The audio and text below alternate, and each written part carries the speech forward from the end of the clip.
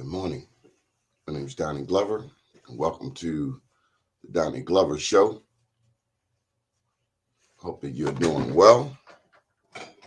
Beautiful day in the neighborhood, February 14th, referred commonly around the world as Valentine's Day. Make sure you love yourself and all of your loving and all of your treating and all of your gifting. Make sure you love yourself. There ain't nobody gonna love you like you love you. And how you gonna love somebody if you ain't loving yourself? How's that gonna work? Anyway, I'm gonna take a moment today in the midst of Black History Month to talk a little bit about the book, I Am Black Wall Street, in case you haven't gotten a copy. Now, I've been thinking this, and I welcome your comments, by the way.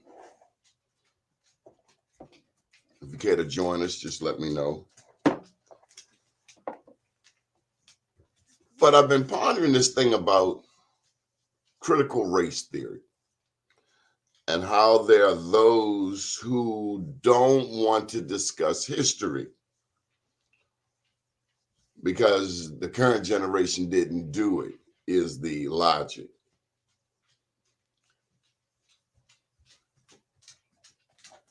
It sounds absolutely ridiculous to me. You cannot hide the truth. History is what it is. And if you don't like the history, then make some new history that you can't hide. You can't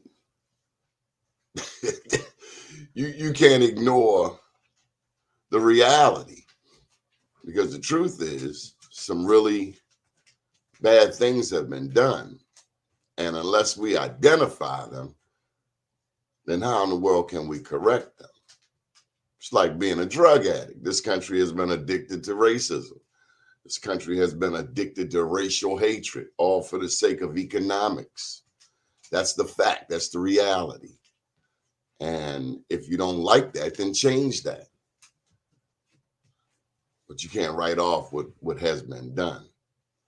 When you look at car insurance, when you look at mortgage rates, when you look at car notes, the price of these things often changes for a person of color. And that's wrong. Cashing in on somebody because of the color of their skin. Anyway, I wrote this book, I Am Black Wall Street, with the 100th commemoration of Tulsa being destroyed last year. Last year made 100 years, May 31st, June 1st. I wanted to write a book that looked at the history behind Tulsa. How did those people get to Oklahoma? How did they get there? Where did they come from? Were they always there? No, they were not always there. It's out in the West, the Wild Wild West. There were Bass Reeves. That's the real Lone Ranger. Put that in your Black History pipe. Smoke on that for a minute. Bass Reeves, the original Lone Ranger. The Buffalo Soldiers out west. Matter of fact, the first hero in this book is Chief John Horse. And his soldiers went from Florida all the way to Oklahoma on the Trail of Tears. So the Trail of Tears had at least 200 black soldiers and their families. Chief John Horse fought with the Seminoles down in Florida, fought to a truce. They were allowed to go to Oklahoma. He didn't want to lose any more people. Some of the Seminoles wanted to kill him. They felt he was compromising, but he was trying to save the lives of his people. Got out there to Oklahoma. The United States promised him freedom. And then they did what the United States is known for doing. They got jiggy with him. They reneged. And so when he got out to Oklahoma and they reneged, he then led 200 black families through Texas to Nacimiento, Mexico, where he set up shop in Mexico. As a matter of fact, his soldiers served as the border patrol for Mexico. So Chief John Horse is one of those personalities that in all of the infinite wisdom of the many American history teachers, they clearly missed that one. They clearly missed this iconic Black Indian who was the first Black leader in Oklahoma. So when I was researching Tulsa and researching, what happened to the Black people in Tulsa, not only did I learn about these other Black towns in Oklahoma, there were 70 to 80, by the way. I learned of some 500 Black towns, 550 in East Texas. But we're not taught these things in school. We're not taught about Black independence in America. And let me just tell you, the freedom colonies, now there's some people out here with this 1619 project. Well, that's why you got to get this book, because I'm going to tell you about 1525 when the first Blacks came to this country and they escaped. They were brought here by a Spaniard with the intentions of, he had the intentions of enslaving them. And he came to find out that they were not tolerating any of that foolishness. Hi, Barbara. And they went off and they left. They went to South Carolina, escaped, and went over, it is believed, to the Gullah Islands.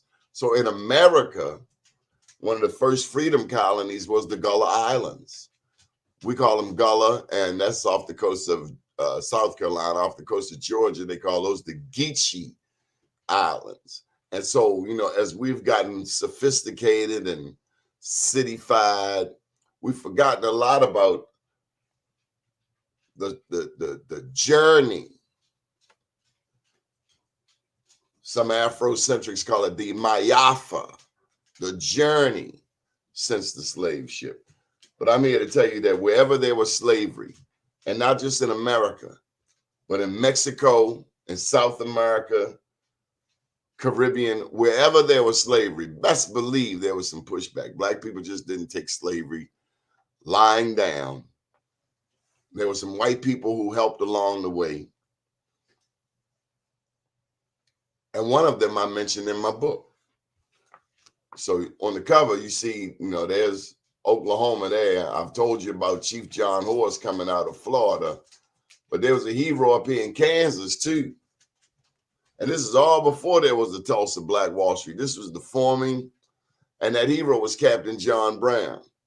And if you've never heard of Captain John Brown, then you make sure you pick up a copy of I Am Black Wall Street. We got the foreword by Mr. Billy Murphy, attorney extraordinaire, and it's available on Amazon, Barnes & Noble. But Captain John Brown was not tolerant of slavery either. As a matter of fact, he was shooting slavers. He was, as the young people say, busting caps on anything that moved, black, white, or otherwise. He didn't play. And so he is one of my heroes in this book. And unbeknownst to a lot of people, Tulsa's Black Wall Street is one of 3 official Black Wall Streets, the other 2 being in Durham, North Carolina, and also in Richmond. And as we are in Black History Month, one of my favorite people, particularly relating to Richmond, is Maggie Lena Walker, the first woman of any race to open and charter a bank. So it won't be a long show today. I just wanted to take a moment and plug this book, I Am Black Wall Street.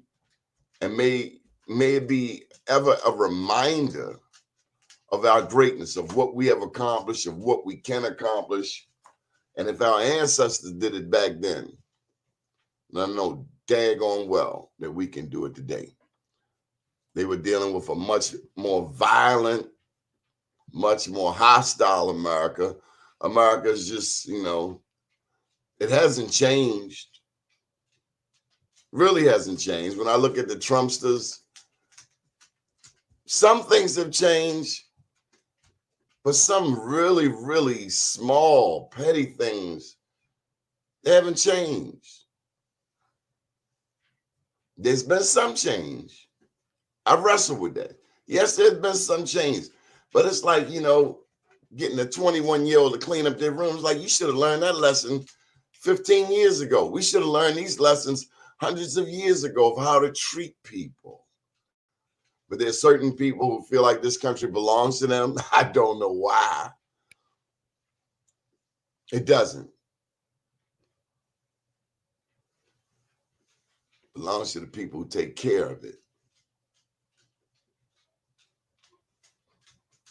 It's just my little editorial. All through the holidays, through Christmas, through Thanksgiving, we pretend to be very loving, very caring.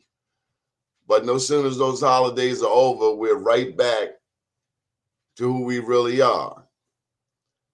And I find it to be some really selfish people. I mean, we live in a world where people are exploring outer space because they know they have trashed this planet. And so the real believers of the world are going to have to stand up against these people with so much money. You're going to another planet to destroy another planet to destroy outer space, and you done already messed up this world. I don't think God's going to allow it. But that's just me. Do pick up a copy of my book. Stay tuned. Got William Hahn Blue coming up at 10 o'clock. Celebrate Black history every day. Make every day important, whether you're talking about Captain John, and not just, they're not just Black people in Black history. There were some white people like Captain John Brown who were soldiers. James Fortin comes to mind, Philadelphia. He owned a sales shop, fought in the Revolutionary War, was the equivalent of a millionaire, hired Black and white people. James Fortin, Forten. Look him up.